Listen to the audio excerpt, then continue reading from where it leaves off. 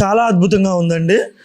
మునిపెన్నప్పుడు లేనట్టుగా ఈ 2 ఏళ్లలో పవన్ కళ్యాణ్ గారు చాలా అద్భుతంగా గ్రామాలే కానీ, అసలు మనం నడవలేని దారి మార్గాలే కానీ, ఎక్కడో మారుమూల అసలు ఎవరు వెళ్ళలేని చోట్లకే కానీ వెళ్ళి రోడ్లు వేసి ఆయన అభివృద్ధి చేయడం, తాగునీటి సరఫరా చేయడం, వాళ్ళకి కరెంట్ ఇవ్వడం, ఇలా చాలా చాలా చెప్పుకుంటూ పోతే ఈ 2 ఏళ్లలో చాలా అద్భుతాలు చేశారు.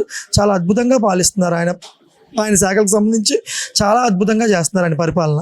ముఖ్యంగా గిరిజన ప్రాంతాలకు అభివృద్ధి చేయడం మీద మీరేమంటారు? అంటే ఆయనకు అక్కడ ఎటువంటి ఎమ్మెల్యే స్థానాలు ఏమీ లేవు, అక్కడ కనీసం కేడర్ కూడా లేదు, నాయకులు కూడా లేరు, అసలు ఓట్ బ్యాంక్ అనేది కరువు. అటువంటి పరిస్థితులు ఉన్న గిరిజన ప్రాంతాలకు అభివృద్ధి చేయడం మీద పవన్ కళ్యాణ్ అనే వ్యక్తి ఏం ఆశిస్తున్నాడు? అసలు అక్కడ అభివృద్ధి చేయడం మీద మీరేం చెప్తారు ఒక సామాన్యుడిగా? పవన్ కళ్యాణ్ గారు ఎప్పుడూ కూడా ఆయన పదవులకి లేకపోతే ఓట్ బ్యాంకింగ్ ఆయన రాజకీయం ఎప్పుడూ చేయలేదండి. ఇప్పుడు 2 ఏళ్ళకి ఆయన పదవి వచ్చింది, కానీ దానికి ముందు కూడా ఆయన ఎప్పుడు కూడా పదవి వస్తేనే పనిచేస్తానని ఎప్పుడు కూడా చెప్పడు. ఆయనకి ఎప్పుడు నిత్యం కూడా ప్రజలకు సేవ చేయాలి, ప్రజలకు మంచి చేయాలి, ఇంకొంచెం మంచి చేస్తున్నాడు. ఇప్పుడు పదవి బాధ్యతలు వచ్చినాయి కాబట్టి, అంతే తప్పించి ఆయన ఎప్పుడు ఓట్ బ్యాంకింగ్ రాజకీయం ఎప్పుడు చేయాలనుకోడు. ఆయనకు కావాల్సిందల్లా సామాన్య ప్రజలకి న్యాయం జరిగితే, వాళ్ళ నిత్యావసరాలు తీరితే చాలని ఎప్పుడు కోరుకునే వ్యక్తి పవన్ కళ్యాణ్ గారు. మరి ఇక్కడ ప్రధానంగా చూసుకుంటే ఈరోజు పవన్ కళ్యాణ్ గారు తీసుకున్న ప్రతి శాఖకి కూడా నెంబర్ 1, నెంబర్ 2 స్థానాల్లో అవార్డు స్థాయిలో, జాతీయ స్థాయిలో అవార్డులు కూడా రావడం, వాటికి గుర్తింపు రావడం జరుగుతుంది. ఇది ఎలా చూడొచ్చు అని అంటారు? అసలు ఆయన పనితీరు ఎలా ఉందనంటే ఆ శాఖల పరంగా ఏం చెప్తారు మీరు? అదేనండి, గతంలో చూశారు మీరు, ప్రతి ఒక్కరు కూడా ఆ శాఖలు తీసుకున్న మంత్రులకు ఆ శాఖ మంత్రి ఎవడే శాఖ కూడా తెలియదు. అలాంటి నేతృత్వంలో కష్టాల్లో ఉన్న ఇప్పుడు ఆంధ్రప్రదేశ్కి ఆయన వచ్చిన 2 సంవత్సరాల్లోనే జాతీయ స్థాయిలోనే 2వ స్థానంలో పెట్టారు, ఆంధ్రప్రదేశ్లో నెంబర్ 1 స్థానంలో ఉంచాడు. అంటే ఆయనకి పని పట్ల ఎంత నిబద్ధత ఉంటుంది, ఆయన తీసుకున్న శాఖల ఎంత నిబద్ధత ఉంటుంది అంటే, మనం తీసుకున్న దానికి ఎంత పర్సెంట్ 100% ఎంత న్యాయం చేయాలో దానికి మించి న్యాయం చేస్తారే పవన్ కళ్యాణ్ గారు. మరి ఇక్కడ మీరు ఇంత బాగా చేస్తున్నారని చెప్తున్నారు, ఇక్కడ సోషల్ మీడియాలో కూడా మనం చూస్తూనే ఉన్నాం.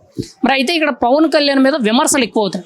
అసలు పవన్ కళ్యాణ్ క్యాబినెట్ మీటింగ్లకు రావడం లేదని చెప్పి రీసెంట్గా వైఎస్ఆర్సీపీ పార్టీ అధికార ప్రతినిధి అయిన కారుమూరి వెంకటరెడ్డి మాట్లాడుతున్నారు. పవన్ కళ్యాణ్కి నొప్పులు వచ్చాయో, జ్వరం వచ్చిందో, రోగం వచ్చిందో, క్యాబినెట్ మీటింగ్లకు రావడం లేదని విమర్శిస్తున్నారు. దీనికి మీ సమాధానం ఏంటి? మరి వాళ్ళకి మిడిమిడి జ్ఞానాలండి.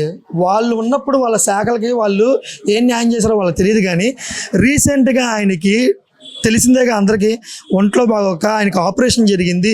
కేవలం మూడు మీటింగ్లకి రాకపోతే ఎంత అడావుడి చేస్తుంటే, వాళ్ళకి బుద్ధి జ్ఞానం ఉంటే ఒక ఎమ్మెల్యే స్థానంలో ఉండి వాళ్ళు 11 సీట్లు ఇచ్చారు కదా, అసెంబ్లీకి ఎందుకు రాలేకపోతున్నారో వాళ్ళు జగన్మోహన్ రెడ్డిని అడగమనండి, వెళ్ళి అడగగలరా? వాళ్ళకి దమ్ము ధైర్యం ఉందా? జగన్మోహన్ రెడ్డి వాళ్ళ పార్టీలో ఉండే వాళ్ళ సంబంధించిన నాయకుడిని అడగగలరా? వాళ్ళకి మినిమం జ్ఞానం బుద్ధి వాళ్ళకి లేదు. ఎందుకంటే ఆయనకి మొన్నే ఒంట్లో బాగోక ఇప్పుడే రెస్ట్లో ఉండి ఇప్పుడే వచ్చి ప్రజాసేవలో ఆయన ముందుగానే రావాలనుకుంటున్నాడు. కానీ డాక్టర్లు చెప్పడం వల్ల ఆయన కొంచెం రెస్ట్ అవసరం. అది కూడా లేకుండా వాళ్ళకి పిచ్చి వాగుడు, పిచ్చి మాటలు మాట్లాడే వాళ్ళకి వాళ్ళు అడగమంటారు జగన్మోహన్ రెడ్డి, అన్నా నువ్వు ఎందుకు వెళ్ళలేకపోతున్నావు అసెంబ్లీకి, ప్రజల తరపున ఎందుకు మాట్లాడలేకపోతున్నావు, మనకి 11 సీట్లు ఇచ్చారు అవి కూడా పోతాయి అన్న మనకి అని చెప్పి వాళ్ళు జగన్మోహన్ రెడ్డికి సలహాలు ఇవ్వమండి. ముందు అక్కడ సలహాలు ఇచ్చిన తర్వాత ఇక్కడ మాట్లాడమని చెప్పండి. ప్రజాశాస్త్రంలో వాళ్ళకి మాట్లాడే అర్హత లేదు. ప్రధానంగా చూసుకుంటే చాలా మంది వ్యక్తులు కూడా సోషల్ మీడియా వేదికగా చేసుకున్నాం లేదంటే రాజకీయంగా కొన్ని నిరసన కార్యక్రమాల్లో మాట్లాడుతూ పవన్ కళ్యాణ్ అనేవాడు ఏం చేశాడు, అసలు ఉప ముఖ్యమంత్రి దేనికి అయ్యాడు, ఏం చేస్తున్నాడు అని మాట్లాడుతున్నారు. ఏమైనా చేసింది ఉంటే చూపించండి అని మాట్లాడుతున్నారు. దీనికి మీ సమాధానం ఏంటి? మరి వాళ్ళ కళ్ళు పోయి ఉంటాయండి, కళ్ళు తెరుచుకొని చూడమని చెప్పండి. వాళ్ళ కళ్ళు మూసుకొని కళ్ళు పోతే ఎవరికి ఏం కనబడవు. మనకి జాతీయ స్థాయిలో 2వ స్థానం ఇచ్చారంటే అది ఉత్తిగే ఇచ్చేస్తారా? లేకపోతే రాష్ట్ర స్థాయిలో నెంబర్ 1 స్థానం అది ఉత్తిగే వచ్చేస్తుందా? పనితీరుని బట్టి ఆయన చేసే శాఖలకే కానీ, ఆయన అభివృద్ధి కానీ, ఆయన తీసుకున్న నిర్ణయాలే కానీ అవన్నీ నిర్ణయించిన తర్వాత అలాంటి స్థానాలు ఇస్తారు. ఉత్తిగే ఇవ్వరు కదా. మరి వేరే స్టేట్లకు ఇచ్చేయచ్చు కదా, ఎందుకు ఇవ్వట్లేదు అంటే వీళ్ళ కళ్ళు మూసుకుపోయి వీళ్ళు ఎంతసేపటికి పవన్ కళ్యాణ్ గారి మీద, జనసేన పార్టీ మీద, కూటమి మీద రాళ్ళేయడానికి, మీద పడి అలవడాకే తప్పించి వీళ్ళకి ప్రజలకి ఏ సమస్యలు ఉన్నాయి, ప్రజలకి ఏం న్యాయం చేయాలి, అలాంటి చిత్తశుద్ధే కానీ వీళ్ళకి ఎలాంటిది లేదు. వీళ్ళ మిడిమిడి జ్ఞానాలతో పిచ్చి పిచ్చి మాటలకి ఆయన సమాధానం పనితోనే సమాధానం చెప్తారు పవన్ కళ్యాణ్ గారు.